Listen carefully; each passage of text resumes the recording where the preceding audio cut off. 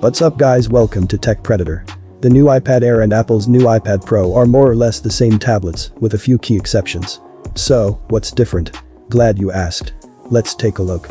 But before starting, please, if you like this video, then be sure to hit the like button and don't forget to subscribe to my channel for more such interesting videos.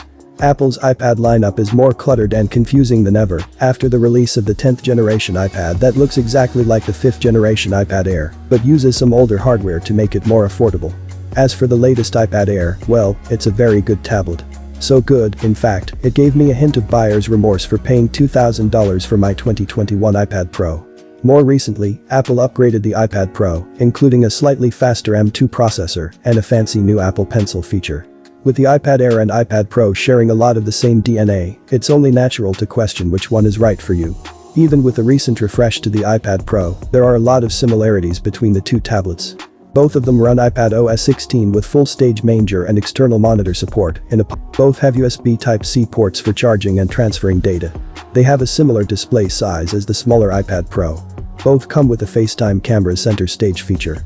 Both work with Apple's second generation Apple Pencil. But so many features in common, there have to be differences to justify the price difference between the $599 iPad Air, $799 11-inch iPad Pro, and the $1,099 12.9-inch iPad Pro. Right. Let's take a closer look. The iPad Air only has two storage options. The base model is 64 GB, with an upgrade option of 256 GB.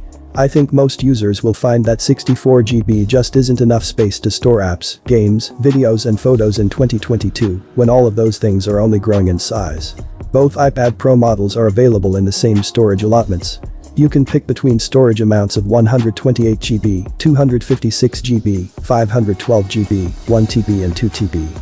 The amount of storage you need is based on how you use or plan to use your iPad. But with the iPad Air, you're almost forced into buying the 256 GB option for $749, which is very close to the $799 starting price of the 11-inch iPad Pro.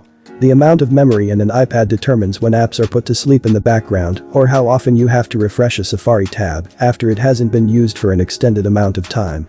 Additionally, with the introduction of Stage Manager and a multi-window multitasking experience in iPadOS 16, memory is even more important.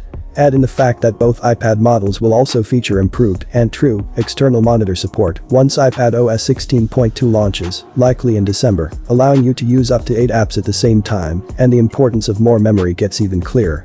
Apple rarely talks about the amount of memory in its iPad line, with the lone exception being the 2021 and 2022 iPad Pro. You can pick between an iPad Pro with 8 GB or 16 GB of memory, but that decision is also based on the amount of storage you buy. If you want 8 GB of memory, stick with storage under 512 GB. Anything over that mark will come with 16 GB of memory. As for the iPad Air, you're stuck with a single option: 8 GB of memory. Personally, I've seen a noticeable difference between my iPad Pro with 16 GB of memory and other iPads with less memory.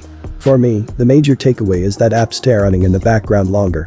However, I'd wager 8 GB is usually more than enough for most users. To be clear, I haven't used an 8 GB iPad Air or iPad Pro since iPadOS 16 and Stage Manager was released. There were other under-the-hood performance improvements that Apple made to memory usage in the update that may have positively impacted the experience. Additionally, Apple has been very purposeful about which iPads are getting Stage Manager features and which aren't. The iPad Air has always been on the list of iPad models getting Stage Manager and external monitor support, so the team has to be confident in the overall experience, even at 8 GB. The display technology differences between the Air and the Pro are significant, but only if you care about having a really good display or a really good display. In other words, you likely won't notice much of a difference between the two. The iPad Pro line has a faster refresh rate of up to 120 Hz, called ProMotion, a higher max brightness level, and the larger iPad Pro uses mini LED technology for a better picture, which Apple calls a Liquid Retina XDR display. The smaller iPad Pro has an 11-inch Liquid Retina display that's resolution is 2388 and 1668 pixels, with True Tone, ProMotion, and a max brightness of 600 nits. The larger iPad Pro has a 12.9-inch mini LED display with 2596 full-array local dimming zones at 2732 and 2048 pixels resolution, ProMotion, True Tone, SDR max brightness of 600 nits, XDR brightness of 1000 nits max for full screen or 1600 nits peak for HDR content. The iPad Air's Liquid Retina display measures 10.9 inches and is an LED panel. It has a resolution of 2360 and 1640 with True Tone support and 500 nits of total brightness. If you know anything about USB-C ports, you know the general rule is that not all USB-C ports are created equal. There are far too many different standards for the one connection that I have a hard time keeping up with it all, and it's my job to do just that. For the iPad Air, Apple added USB 3.1 Gen 2 to the USB Type-C port. That means you'll see speeds of up to 10 GB per second when transferring files, or you can connect the iPad Air to an external monitor with support for resolution of up to 6K. The iPad Pro offering has a USB Type-C port as well, but with support for Thunderbolt and USB 4. That means you get up to 40 GB per second during file transfers thanks to USB 4 and support for the same 6K resolution when connected to an external monitor.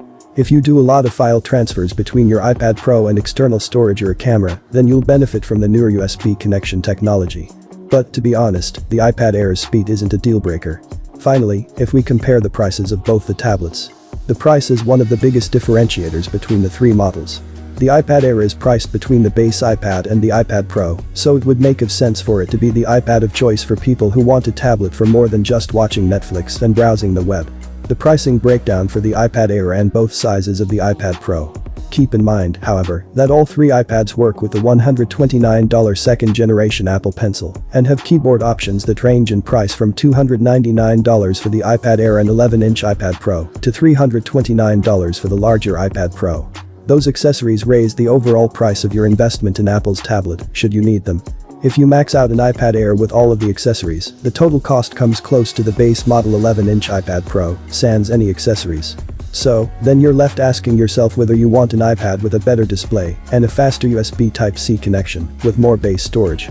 For me, even though the iPad Air does everything I need from Apple's tablet, I don't regret buying my iPad Pro. A year later, it's still the best iPad I've ever owned. But for the majority of people, the display and USB Type-C differences are something that won't make or break the experience, and thus, the iPad Air is the best pick. Hopefully this video was information and awesome to you guys. Please like this video and subscribe to my channel for more. Thanks for watching and goodbye.